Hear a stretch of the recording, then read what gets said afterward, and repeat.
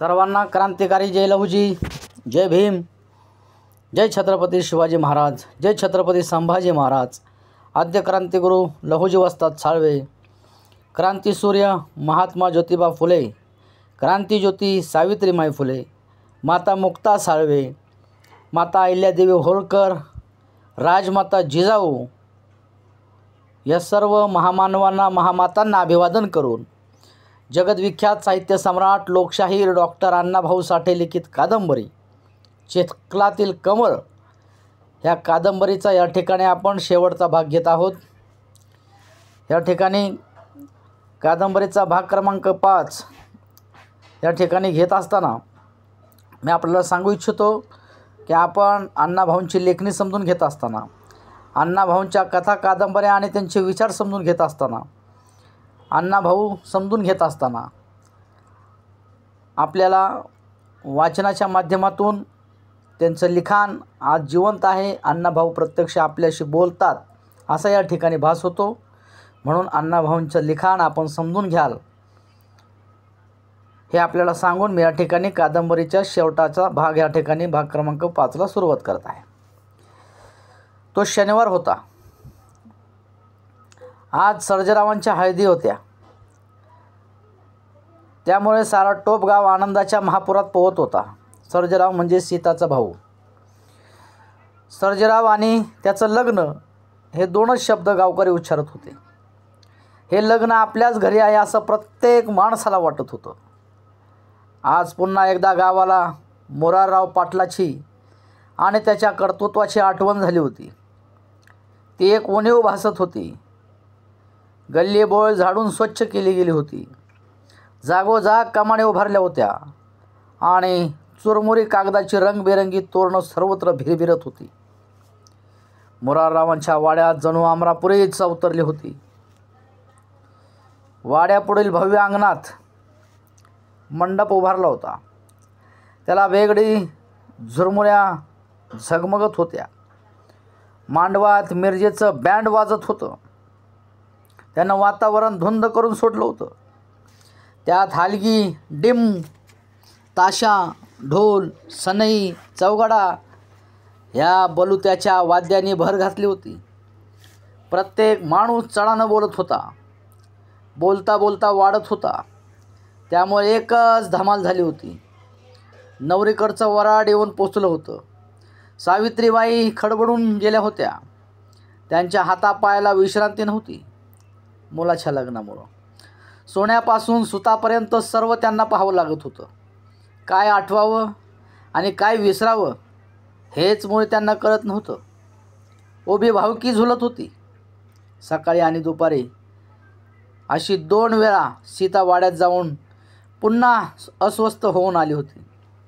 आता ती भिंतीला टेकून दोन्ही गुडघे पोटाशी धरून आणि हनुवटी गुडघ्यावर टेकून विचारमग्न बसली होती। आता आपण पुन्हा मांडवात जायचं नाही असा निश्चय केला होता। नवरदेव झालेला सर्जेराव त्या गोंधळात गोंधळून गेला होता। त्याला काहीच सुचत नव्हते। दिवस अर्धा बुडाला आणि नवरीला घेऊन या, हळदीची वेळ झाली अशी एकच आरोळी उठली। बँडवाले गेले आणि जाणवशातून नवरी वाजत गाजत आणली। हे हुली लावा हळद लोक बोलू लागले आणि मग नवरदेवावर एकच चिंबड पडली। उभा गाव हळद लावायला आला होता। जो तो पुढं सरकत होता, कुणाची दाद घेत नव्हता। पोराबाळांनी हल्लकल्लोळ केला होता। सीता आपल्या घरात खिन्न बसली होती आणि दुःखित होऊन अश्रू ढाळत बसली होती। मला सर्व विसरले। तिचे ओठ थरथरत होते। ती वाड्यातील तो गलका ऐकत होती आणि तिचं मन जागीत चरफडत होतं। एकाएकी तिला आठवण झाली।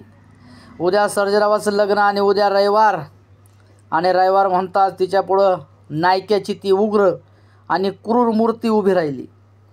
तो उद्या येणार, उद्या रविवार, उद्या सर्जेरावाचं लग्न आणि उद्याच तो नायक्या येणार। ती भयभीत झाली। तुळसाबाई अंगणात बसून वाड्यातील तो गलका ऐकत होती। उठून घरात आली। सीताची ती अवस्था आणि केविलवाने चेहरा पाहून तिच्या काळजात चर झाले, परंतु ती काहीच बोलली नाही. तिनं स्वयंपाकघरात जाऊन जेवण वाढलं, परंतु सीता जेवली नाही. मध्यरात्रीपर्यंत हळदी लागल्या. मग जेवणाच्या पंक्ती पडल्या. वराडे मंडळीकडे जेवण गेलं, पण पानसुपारी झाली आणि नंतर हळूहळू जशी जागा मिळेल तशी माणसं आडवी झाली आणि घोरू लागली. सीता तशीच बसली होती. तिला आता आपल्या जन्मदात्याची, मुराररावाची आठवण झाली होती. जुन्या स्मृती तिच्या काळजात जागृत झाल्या. ते कौतुक, तो लाड, ते माया कुठं आहे, कुठं आहे? आणि आज ते असते तर, असं स्वतःलाच विचारत होती. दिवस पुन्हा उगवला. तो रविवार होता. आज सर्जेरावावर तांदळं पडणार होते. सकाळी दोन्हीकडील करवल्यांनी नवरा नवरीला आंघोळ घातली. सर्जेराव माचावर बसला. त्याला सीताची आठवण झाली. त्यानं हाक मारून सावित्रीबाईला जवळ बोलवली आणि म्हणाला, आई, सीतू कुठं आहे? माझी सीतू कुठं आहे? तिची आठवण तरी कोणाला आहे का? खरंच? अगं बाई, सावित्रीबाईंनी आपऱ्यादासारखा चेहरा केला आणि म्हणाल्या, पोरीवर हा मोठा अन्याय झाला आहे. आता ती जीव गेला तरी येणार नाही, नाही येणार नाही. सर्जेराव डोळे वटारून म्हणाला, आई, सीता येणार नाही म्हणजे काय? आई, तूच म्हणतेस ना की सीताला अंतर द्यायला तर स्वर्गात तिच्या वडिलांना दुःख होईल, म्हणून मग हा दुजाभाव होणार नाही आणि ती येणार नाही म्हणजे काय? मी स्वतः जाऊन तिला घेऊन येणार. चल. तो तडक उठून उभा राहिला. तू गेलास तरी ती येईल, परंतु तू हळदीच्या अंगानं पायी जाऊ नकोस, घोड्यावरून जा, सावित्रीबाई म्हणाल्या. या सर्व गडबडीत मी तिला बिनाबाक विसरले. मी तिला जे माहेर करणार आहे ते बरोबर घ्या. जयसिंग, तूही चल. सर्वच चला, बँड बरोबर घ्या आणि पायीच चला जाणार. चला. सीताचं माहेर मला ताटात झाकून ठेवलं होतं, ते घेऊन सर्वजण सीताच्या घराकडे निघाले. आणि सीताच्या घराकडे जात असताना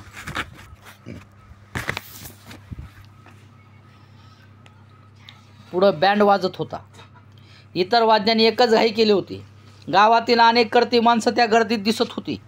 या वाद्या नादात आपल्या घराकडे येत आहे याबद्दल खात्री होताच सीताला अधिकच भडबडून आलं. आपण कुठं चढावं म्हणून ती इकडं तिकडं पाहू लागली. एवढ्यात मोलकरीण आली आणि म्हणाली, नवरदेवच आपल्या घराकडे येतात. हे ऐकून सीता गांगरली. तिनं आपला हंबरडा कंठात दाबून धरला आणि ओठात पुटपुटत होती हळदीच्या अंगानं. अण्णा पायीच माझ्याकडे येत आहे. काय कारण होतं? सर्व लोक दारात येऊन थांबले. वाद्यमुखी झाली. सर्वत्र शांतता पसरली. मग एकटा सर्जेराव संतापाने एक एक पायरी चढून घरात गेला. त्याला समोर पाहताच सीतानं हंबरडा फोडला. त्याला वाट मोकळी करून दिली, नाहीतर आपले ऊर फुटतील अशी तिला भीती वाटली आणि ती सर्जेरावाच्या गळ्यात पडली. अण्णा, ती ओरडली, चूक झाली आमची.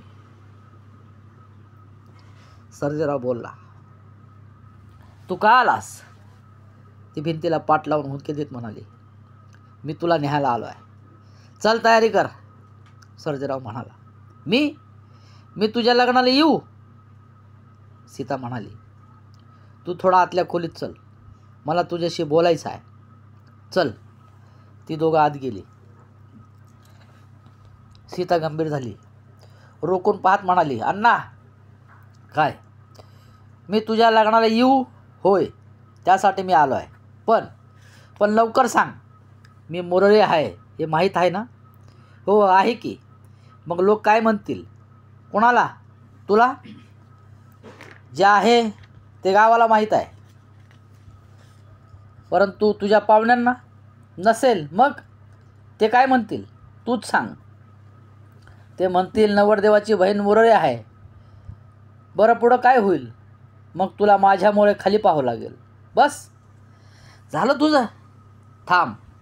नाही, सीता कर्कश आवाजात म्हणाली. मला त्या मांडवात पाहून हीच ती नवऱ्याची बहीण असं म्हणून लोक माझ्याकडं बोट दाखवतील. त्यांचं काय? मुरळी म्हणून जो तुझ्याकडं बोट करील त्याला मी गोळी घालीन. तू चल.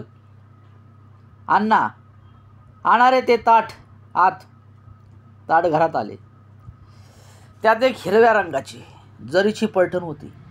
त्याच रंगाची चोळी होती. गळ्यातील सर्व दागिने होते. शिंदेशाही तोड्याचा एक जोड आणि लहानपणी मुराररावांनी तिला केलेल्या वाक्याच्या जोड्यासारखाच एक वाक्याचा जोड होता. सीता ते सर्व निरखून पाहत होती. तुळसाबाई एका कोपऱ्यात उभी होती. आनंद अश्रूने तिचे डोळे भरून आले होते आणि वाहत होते. पाहत काय बसलीस? चल नेस पैठण, असं म्हणून सर्जेरावानं पात्राला हात घातला. अरे अण्णा, मी आता लहान आहे. सीता गालात हसत म्हणाली, तुम्ही मला अजून बाळच समजता. मग ती एक एक दागिने अंगावर घालू लागली. नंतर तिने तोडे घातले. त्या वाक्याचा जोड घालताना तिला मोराररावाची आठवण होऊन ती रडू लागली. सीतू, का रडतेस? सर्जेरावानं विचारलं. अण्णा, असल्याच वाक्याचा जोड मला आबांनी लहानपणी केला होता. ती उत्तरली. हो, म्हणूनच मी तो मुद्दाम केला आहे. सर्जेराव बोलला. सीता आतल्या खोलीत जेव्हा पैठणी नेसून आली तेव्हा तिला दुष्टच लागत होती आणि ती अंगणात येताच सर्व स्तब्ध झाले. तुळसा सर्जेराव म्हणाले, रात्रभर रडत बसली होती. अन्नाचा कण शिवला नाही. आता मी तिला घेऊन जातो. सर्जेराव म्हणाला. पण तुम्ही मनाला लावून घेऊ नकोस. मुळीच नाही. तुळसा म्हणाली. मी तांदूळ टाकून गपचीप येईन. गाडी आणा. जयसिंग म्हणाला. नको. जसा अण्णा पायी आला तशी मीही पायीच येणार. असं म्हणून सीता चालू लागली आणि पुढं वाद्यवाज दणकू लागले. सीता मांडवात आली तेव्हा लोक आश्चर्यचकित झाले. काही दूरदूरचे पाहुणे आले होते. ते तर ही नवरी आहे का, नवऱ्याची करवली आहे या संभ्रमात पाडले. सावित्रीबाई भरकन पुढे आल्या आणि त्यांनी सीताला घरात नेले. दिवसभर टोपगाव आणि मोराररावाचा वाडा आनंदाच्या आणि उत्साहाच्या लाटावर आरूढ झाला होता. माणसं धुंद होऊन मिरवत होती. दिवस मावळतीकडे झुकला होता आणि लग्न घडी समीप येत होती. भटजी येऊन गंभीर मुद्रा धारण करून बसले होते. ते हे आणा ते आणा असा हुकूम सोडत होते. आज नायके येणार आहे याचा सीताला लग्नाच्या गडबडीत विसर पडला. एकाएकी ती आठवण होताच घाबरली. तिचा चेहरा भरकन उतरला. तिने मोलकरीणला घरी पाठवली. कोण आले आहे का याची चौकशी करून असं तिनं सांगितलं आणि मोलकरीण गडबडीने निघून गेली. थोड्या वेळाने मोलकरीण घरी जाऊन आली आणि म्हणाली, कुणी बी आलं नाही. तेव्हा सीताला बरं वाटलं आणि रात्रीचा आपण घरी जायचं नाही असा तिने निश्चय केला.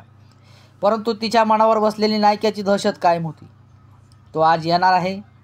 तो येऊन काय करेल? महादू पाटलाच्या सांगण्यावरून मला गोळी घालील का, उचलून पळवील, या दोन्ही विचाराच्या अडकित्यात ते सापडले होते. लग्न झाले, लागले आणि पंक्ती पडल्या. घरात काढायची नाही असा एकच कालवा झाला. वरात काढायची नाही, वरात काढायची हाय असा एकच कालवा झाला. माणसं ओळीनं बसली आणि वाडी झाली. हा, पोचलं का? एक आवाज उठला. होय पोचलं, पंक्तीनं उत्तर दिलं. आणि पुंडलिक वरदे हरी विठ्ठल अशी आरोळी ठोकून माणसं पुरणपोळ्या हाणू लागले. सीता एका सजवलेल्या गाडीत नवरदेवा शेजारीच बसली होती. परंतु तिचं चित्त स्थिर नव्हतं. ती चोरट्या नजरेनं आजूबाजूच्या गल्लीबोळातील अंधाराला पाहत होती. सकाळी सूर्योदयाच्या सुमारात वरात गावभर फिरून परत वाड्यात आले आणि सर्व गावकरी मोकळे होऊन घरोघर गेले. रात्रभर सीताला झोपत नव्हती. तिचे डोळे झोपेने भरले होते.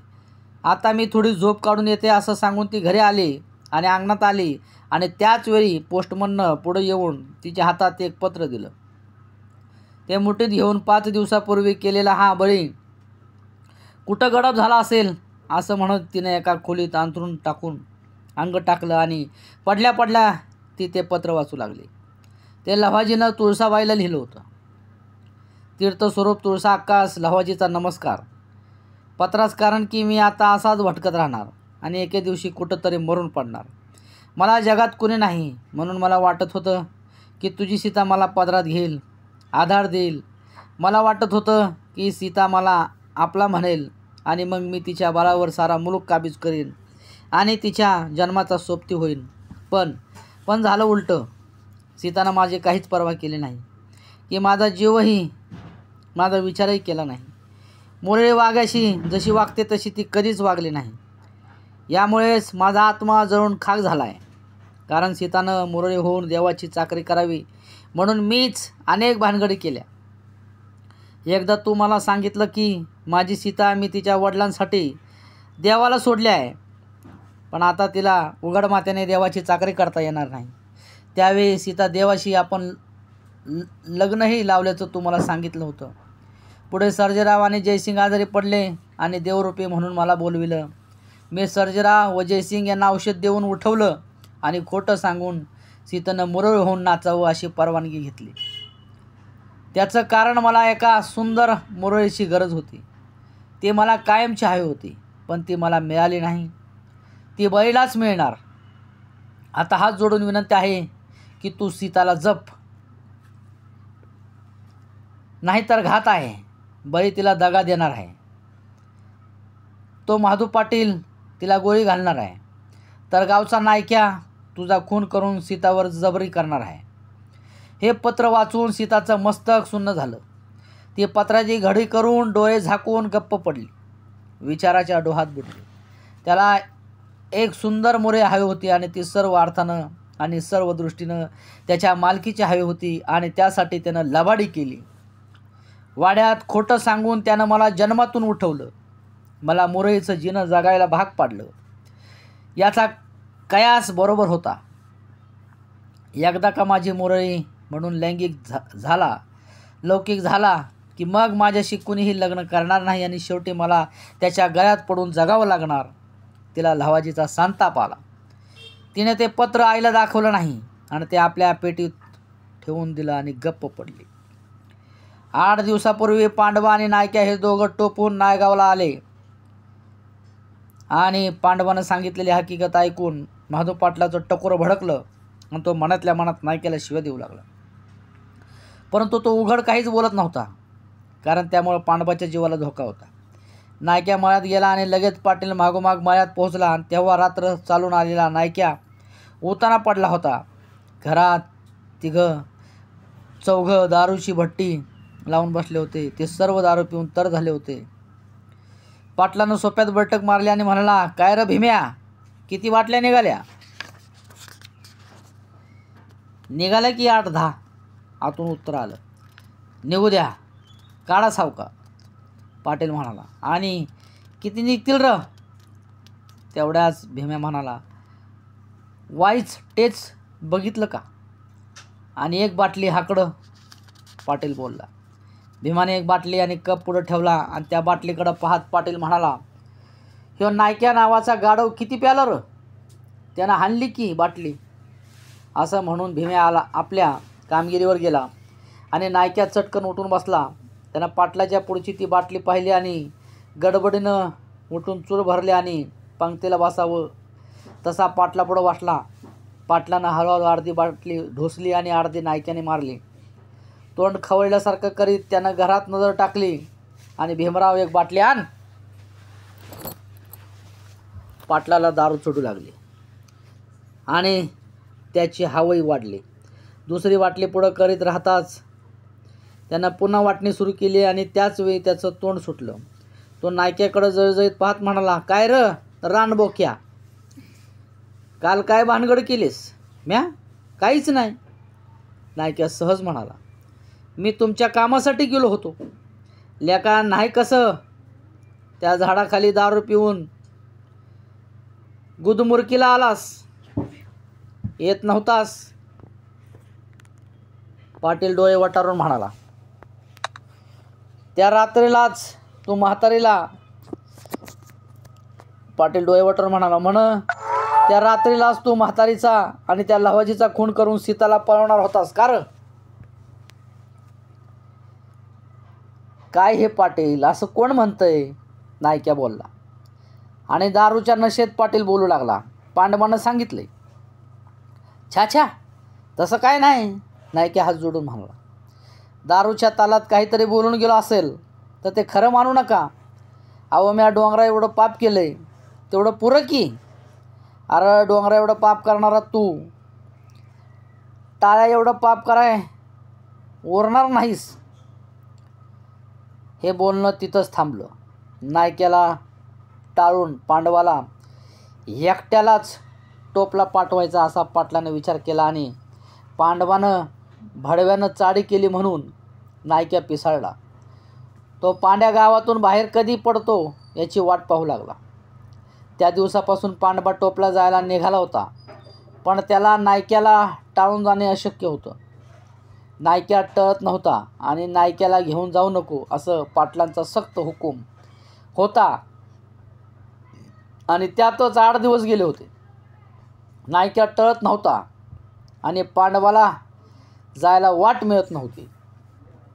तसं पाहिलं तर नायक्या एकटा टोपला जाऊन अहंकार करू शकला असता, पण आता त्याला पांडवालाही दणके द्यायचे होते. पुन्हा 4 दिवस गेले. एक दिवस भल्या पाटे उठून पांडवा टोपच्या मार्गानं धावत सुटला. एका पहाटे त्यानं आपल्या बायकोलाही ते कळू दिलं नाही. मागे पुढं पाहत पांडवा सारखा पळत होता. तो दिवस डोक्यावर घेऊन भर दुपारी टोपच्या शिवारात शिरला आणि निर्भय झाला. शिवार झडझडीत होता. जिकडं पाहावं तिकडं काळ्या जमिनी उघड्या पडल्या होत्या. मात्र काही वावरात ऊसाची लागवण झाली होती. काही वावरात ऊस कमरेबरोबर आला होता. त्यामुळं शिवारात किंचित शोभा आली होती. पांडवा दमला होता. तो पांदीतून वर आला आणि एका आंब्याच्या झाडाखाली गर्द सावलीत बसला. मग त्यानं सर्वत्र नजर टाकली. समोरून एका वावरात ऊस कमरे एवढा आला होता आणि त्या ऊसात 8-10 माणसं काम करीत होती. त्यांना पाहून पांडवाला बरं वाटलं आणि त्यानं निर्भय होऊन अंग टाकलं. समोर टोपगाव दिसत होतं. आता काय आपण पोहोचलो असं म्हणून त्यानं डोळे झाकले, परंतु पांडवाचा आदमास चुकला होता. उजव्या पायावरचा पंजा घोळ कमरेत खोचून आणि डाव्या खांद्याला बंदूक लावून कुर्तात काळाप्रमाणे नायक्या त्याच्या मागून धावत होता. पाटेपासूनच दौड मारलेल्या पांडवाला गरकंडवायला लागला आणि तो घोरू लागला आणि नायक्या धुमाळीनं धावत आला.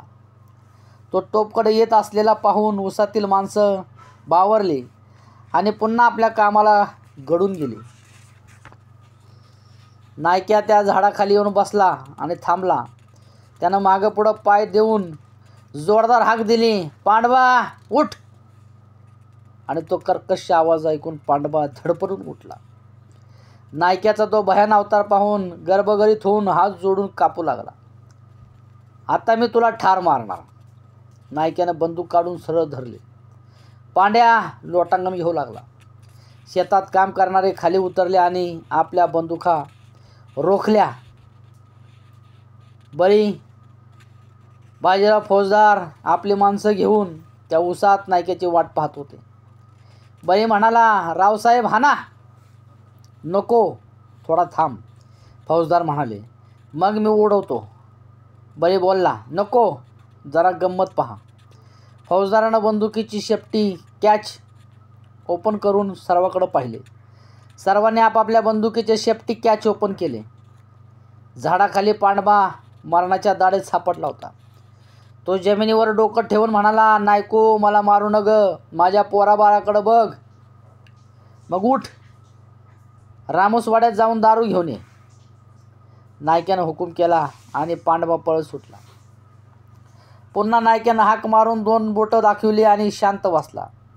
भर दिवसा पांडवाला मारून भागणार नाही. दारूच्या नादात याच झाडाखाली दिवस मावळू द्यायचा. अंधार पडला की पांडवाचा काटा काढायचा आणि मग सीताकडे जायचं. सीताचं काम झालं की महातपाटलाची खबर घ्यायची असा त्यानं विचार केला आणि म्हणूनच त्यानं हात आवरला होता आणि आता त्याची दारूची वाट पाहत बसला होता. ओसात बळी चुळबुळ करीत होता. त्याच्या समोरच झाडाच्या बुडक्याला टेकून नायक्या बसला होता. तो अगदी बंदुकीच्या टप्प्यात होता. त्याची छाती सहज फोडणं शक्य होतं, परंतु नायक्याला ठार मारायचं नाही, त्याला जखमी करून पकडायचं असा बाजीराव फौजदाराचा विचार होता. ओसात वातावरण तंग झालं होतं. सर्व बंदुका पोटात भयंकर मृत्यू घेऊन केवळ बोटाच्या किंचित स्पर्शाची वाट पाहत होते. सर्व बंदुका पोटात भयंकर मृत्यू घेऊन केवळ बोटाच्या किंचित स्पर्शाची वाट पाहत होते. उशिरानं पांडवा 2 बाटल्या घेऊन आला. त्या नायक्याच्या पुढं ठेवून भेदरलेल्या सशासारखा दूर बसला. मग नायक्या एक एक कप पोटात ओतू लागला. मध्येच त्याने 2 कप भरून पांडवाला दिले. नाही म्हणायची सोय नव्हती. त्याने ते एका पाठोपाठ एक पोटात लोटले आणि या भयंकर संकटातून आपण कसं सुटू याचा विचार करू लागला. दारूच्या धुंदीत हा आपला खून करणार याबद्दल त्याची खात्री होती. नायक्यानं बरीच दारू संपवली आणि बेबंद झाला आणि म्हणाला, पांड्या 10 रुपये घेऊन गावात जा, अंडी घे, ती कुठंतरी तळ आणि परत ये, मला भूक लागली आहे. पांडवाला तेवढाच पाहिजे होतं. आपला मृत्यू पुढं लोटला असं म्हणून तो पुन्हा पळू लागला. नायक्या सहज उठला आणि पांडवाची धावपळ पाहू लागला. इतक्यात ओसात बाजीरावाची बंदूक कडाडली, परंतु नेम चुकला.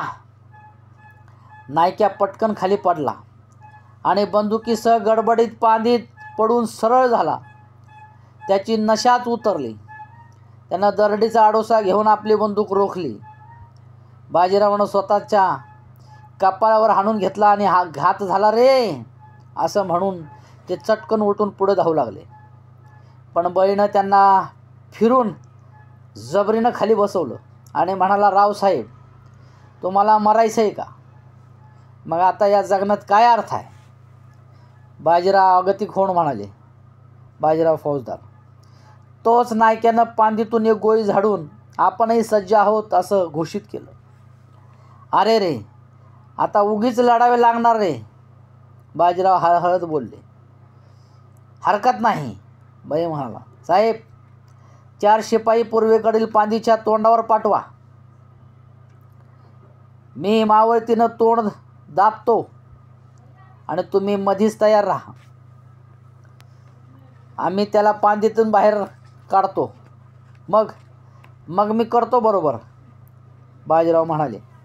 मला तो जखमी करून हवा होता. बळी मावळतीकडं पांदीत उतरला आणि एका टेकडीचा आडोसा घेऊन बसला.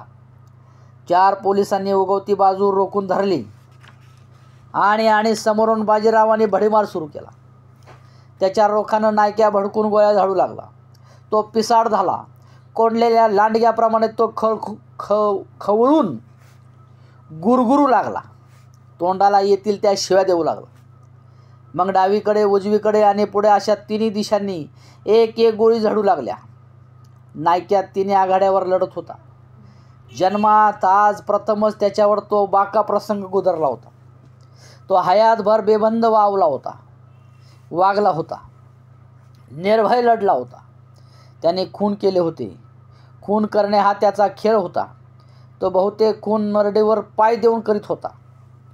तो माणसाच्या नरडेवर पाय देऊन उभा राहिला की मरेपर्यंत तो तसाच उभा राहत होता.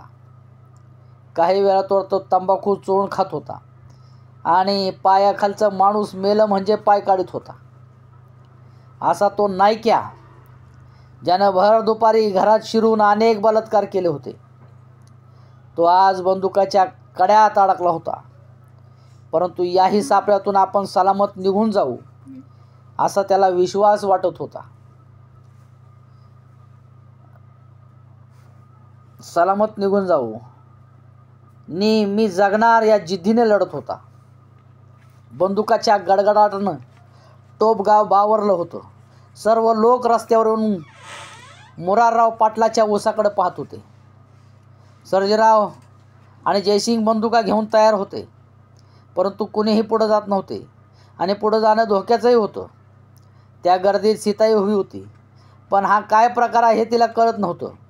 पाहणारी माणसं अनेक तर्क करीत होती. गोळीबार सुरूच होता. नायक्या पांदूतून वर येत नव्हता. बाजीराव स्वतःवर संतापले होते. उगीच गोळ्या झाडीत होते. नायक्यानं बळीच्या बाजूवर एक गोळी झाडली आणि पूर्वेकडे तोंड करून नेम धरला आणि त्याच वेळी बळीनं मान वर करून त्याला पाहून घेतलं. त्याची डावी बाजू बळीकडे होती. नायक्यानं पूर्वेकडं एक गोळी झाडली आणि लगेच समोरून गोळी झाडून त्यानं बळीकडे एक झाडली आणि पुन्हा पूर्वेकडं तोंड करून नेम धरला आणि त्याच वेळी बळीने नेम धरून गोळी घातली. तिने त्या लढाईची अखेर केली. नायक्या कर्कश आवाजात किंचाळला आणि धापा टाकीत निचपीत पडला.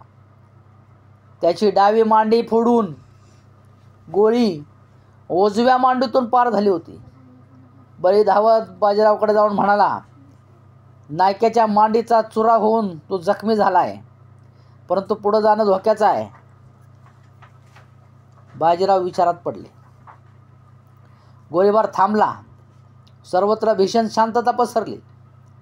मग बाजीराव फौजदार आवाज चढून ओरडले, नायक्या, बंदूक टाकून वर ये, नाहीतर आम्ही तुला होरपळून काढू. चाल, कसा येऊ?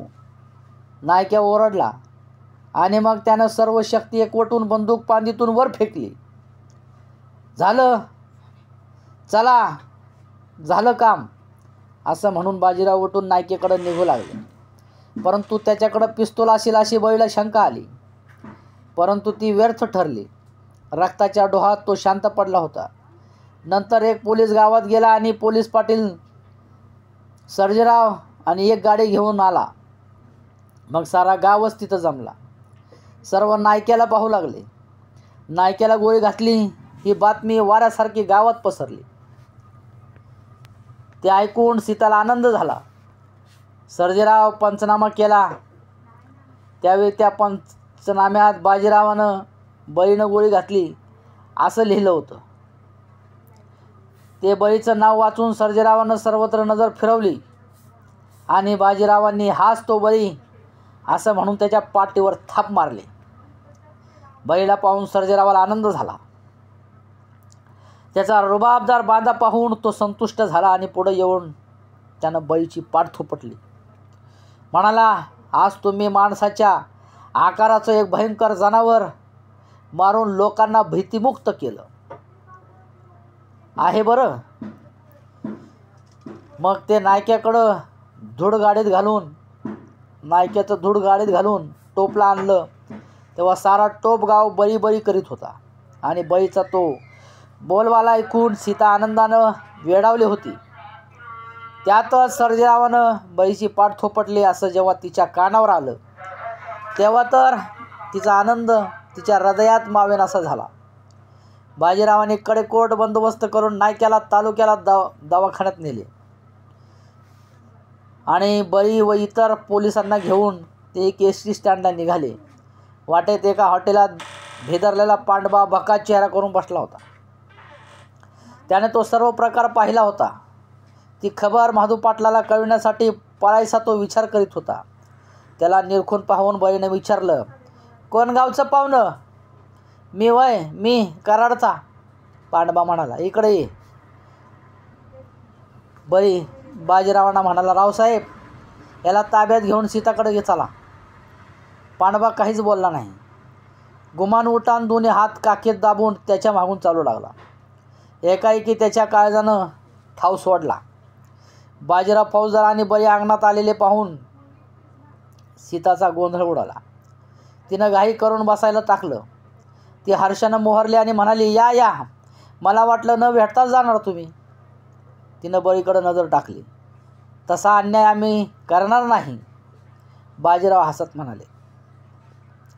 कसं काय, ठीक आहे ना? मी बरी आहे, तुम्ही?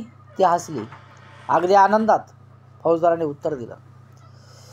तुम्ही आनंदात असणारच, कारण आज तुम्ही शिकार केली आहे, असं म्हणून ती हसली. मी शिकार करणार हा बळी भद्र, असं म्हणून बाजीरावाने बळीच्या पाठीत एक बुक्की हाणली आणि सीतानं दूर उभा असलेला पांडवा पाहिला आणि ती गंभीर झाली. तिच्या मागं तुळसा उभी होती. हाच का तो? बळीनं पांडवावर बोट रोखून सीताला विचारलं. होय, हाच तो ढवळीकर. सीता पांडवाकडं रोखून पाहत म्हणाली. याच्या आज घरी म्हणे लग्न असून हा जागरण घालणार आहे काय रे? बाजीराव गुरस्तात. पांडवा हळूच आवाजात म्हणाला, सरकार, मी गरीब आहे. महादेव पाटील सांगत ते ऐकावं लागतं. काय करणार? नायक्याचा काय विचार होता? बाजीरावनं प्रश्न केला आणि पांड्या म्हणाला, तो आज भलताच राडा करणार होता. तो सीताच्या आईच्या नरडीवर पाय देऊन तिचा खून करून मग सीताला पळवणार होता आणि मग महादू पाटलाचा खून करणार होता. महादू पाटलाचा खून का? बाजीरावनं चमकून विचारलं आणि पांडवा म्हणाला, खुसगावच्या दरोड्यातील सारी रक्कम पाटलानं हडप केली, तेव्हा दोघांचं भांडणं झाले. मग बळी लवकर उठून या. बाजीराव घाई करत म्हणाले, आता मला लवकर नागावला गेलं पाहिजे, नाहीतर नागावचे सर्व नागोबा आपापल्या बिळात दडी मारून बसतील. इतक्यात सर्जेराव आला. त्यानं चहा घेऊन जा असा आग्रह केला. पण आपण नंतर येऊ असं सांगून बाजीरावांनी पाय काढला. एक पोलीस पांडवाच्या मागून सावध चालत होता. त्याच्या मागून सर्जेराव स्टँडकडे निघाला तेव्हा सीता म्हणाली, अण्णा जरा थांब.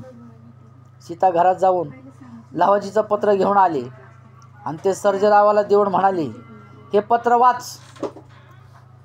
ते पत्र त्यानं 2दा वाचलं आणि तो गंभीर झाला. सीता त्याच्या तोंडाकडे टक लावून पाहत होती. सर्जेराव आता काय होणार याचा विचार करीत होता. उशिरानं सर्जेराव म्हणाला, लहावाजीनं आम्हा सर्वांना फसवलं. आपला वाईट हेतू साधण्यासाठी त्यानं तुझा बळी दिला. तुला मुरणे म्हणून बदलौकिक केला.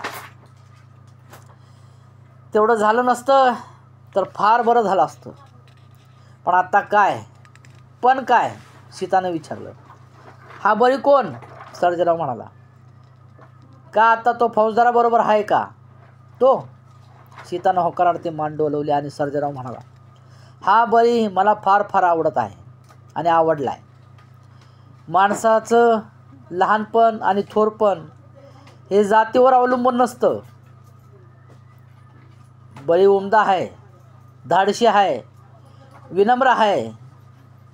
असं सांग की त्याच्यावर तुझा विश्वास आहे का? तो तुला जन्मभर साथ देईल असं तुला वाटतंय का? बोल, असं सर्जेरावानं विचारलं. तो प्रश्न ऐकून सीता गोंधळली. सीताची ती अवस्था सर्जेरावांना जाणली आणि पुन्हा म्हणाला, सीता सांग ना. अण्णा, ती एवढंच बोलू शकली. तुळसाबाई गुमान ऐकत होती. मग ऐक, सर्जेराव म्हणाला, आता तू आपल्या मनाची तयारी ठेव आणि याच महिन्यात, याच बळीशी आणि याच अंगणात तुझ्या लग्नाची मी तयारी करतो. सर्जेरावाच्या त्या शब्दाने सीतावर अमृताचा वर्षाव केला. ती भिजून चिंब झाली आणि मग तिला तिथंच उभं राहावेना. ती भरकन घरात पळाली आणि दडली आणि सर्जेराव बळीकडे निघाला. सीता पुन्हा बाहेर आली. तिनं अंगणातून सर्जेरावाची पाठमुरी आकृती पाहिली आणि डोळे मिटून घेतले. तिच्या गालावर बाशिंगाचे गोंडे भिरभिरत होते. तिचा गोरा पाण देह हळदीनं पिवळा धमक झाला होता आणि तिच्या कानात सनई भैरवीचे स्वर आवळीत होते. आणि त्या मंगलस्वरांनी तुळसाचे घर निनांदत होते. उभा टोपगाव अंगणात एकवटला होता आणि सर्जेरावाच्या देहात मोरारराव पाटील संचारला होता. सीताचं लग्न झालं, ती सुखावली, सुखी झाली आणि सर्जेरावानं सीताचं लग्न केलं. एक मोठा भाऊ म्हणून वडिलांची जागा, मोरारराव पाटलांची जागा आज सर्जेरावाने घेतली होती आणि त्या दिवशी सीतेचं लग्न झालं आणि ती बरोबर सुखी झाली. चिखलातील कमळ हे चिखलात राहिले नाही, त्या कमळाला सर्जेरावानं वर काढलं. त्या चिखलातून वर काढून स्वच्छ धुवून ते बळीच्या पदरात टाकलं. बळीसोबत तिचं लग्न केलं. अशा ह्या सीता मुरळी चिखलातील कमळाचं हे शेवटचा भाग ह्या ठिकाणी समाप्त झाला. अशाच अण्णाभाऊ साठे यांच्या करारी आणि स्वाभिमानी निस्वार्थी नायिका अण्णाभाऊंनी त्यांच्या कादंबऱ्यातनं कथातनं उभ्या केल्या. अण्णाभाऊ हे पुरुषप्रधान संस्कृतीला छेद देऊन स्त्रीप्रधान संस्कृती उभी करू पाहत होते. अण्णाभाऊ स्त्रीप्रधान कथा कादंबरीचे रचनाकार, साहित्यिक होते. अशा ह्या अण्णाभाऊंना या ठिकाणी लोकशाहीर म्हणून मी मानाचा मुजरा करतो आणि त्यांना कोटी कोटी अभिवादन करून या ठिकाणी चिखलातील कमळ ह्या कादंबरीचा शेवटचा भाग समाप्त करून आपण सर्वांना विनंती करतो की आपण अण्णाभाऊंच्या आणखीनही कथा कादंबऱ्या, फुले शाहू आंबेडकर यांचे विचार, त्यांची पुस्तकं मी आपल्यासमोर मांडणार आहे आणि ते आपल्यासमोर वाचन करणार आहे. ते आपण ऐकाल, त्यातनं काही प्रेरणा घ्याल आणि चळवळीला थोडासा सहभाग द्याल, प्रबोधनाच्या दिशेने मार्गक्रमण कराल, ही अपेक्षा चळवळीतील सर्व तमाम बांधवांकडून, सर्व समाज बांधवांकडून करून मी या ठिकाणी तुर्तास चिखलातील कमळ ह्या कादंबरीला विराम देऊन या ठिकाणी मी थांबणार आहे. पण त्या काळीसुद्धा अण्णाभाऊ साठे यांच्या कादंबरीवरती मोरळी मल्हारी रायाची हा चित्रपट प्रचंड गाजला होता आणि त्याच्या चित्रपटाची नायिका होती जयश्री गडकर. आयुष्यामध्ये अण्णाभाऊ साठे यांनी भरपूर कथा कादंबऱ्या, पुस्तकं, विचार, कवनं, गीतं, छक्कड, लावण्या अशा बरंच काही त्यांनी लोकनाट्य चळवळ राबवली. साहित्य हे समाज प्रबोधनाचं शास्त्र हे अण्णाभाऊंना माहीत होतं म्हणून ते शास्त्र त्यांनी वेळोवेळी वापरलेलं आहे आणि त्याच साहित्याच्या क्षेत्रातनं अण्णाभाऊ ह्या विश्वाचे साहित्यिक झाले, विश्वरत्न झाले. त्या विश्वरत्नांना मी या ठिकाणी मानाचा मुजरा करून तुर्तास या ठिकाणी थांबतो. धन्यवाद.